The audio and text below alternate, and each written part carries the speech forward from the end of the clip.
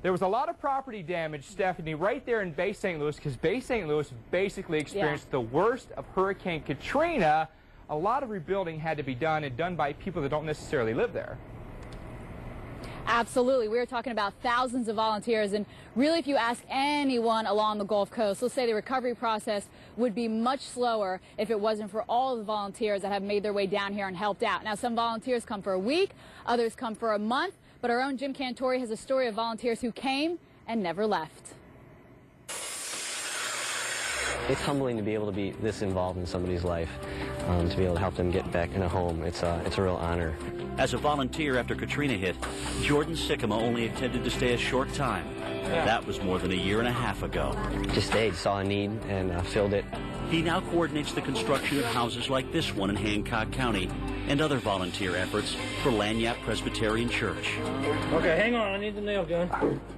I mean, we started a hotel, a restaurant, a travel agency, a construction company, and a church all on the same day. And it takes all those pieces of the puzzle to make all this happen. Pastor John LaRue is the heart and soul of what has become a volunteer camp. Born and raised in Bay St. Louis, LaRue left an established church in Memphis to provide help and hope to a devastated Gulf Coast.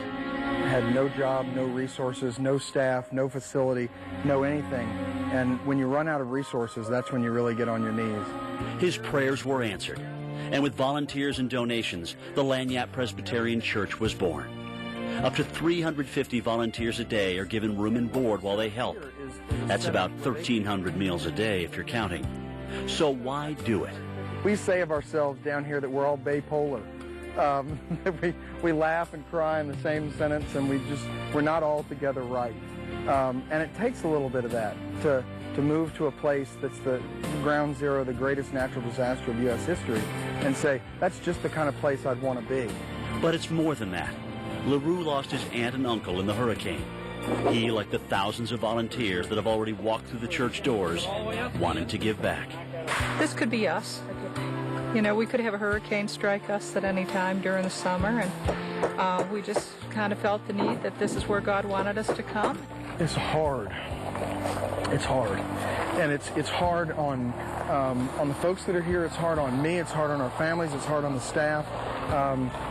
It's one of those things where if somebody can come along when something's too heavy for somebody to carry by themselves and help carry it a little, that's why we're here. I'm meteorologist Jim Cantori. Now, the church's name is a Creole term that means a little something, a little extra, a little something for nothing. And, of course, the church is appropriately named, Mike.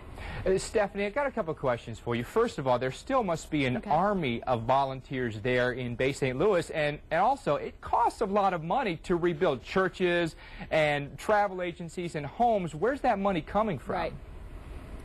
Well, I'll start with the money, Mike, since that was the last thing you asked me, and a lot of it is private donations, and the church is estimating that they've been able to raise about $1 million. That is just an estimation. And then as for the volunteers at that exact church, since Hurricane Katrina, they've had some 6,000 to 7,000 volunteers, and all along the Gulf Coast, estimates are 500,000 volunteers have been here to help out.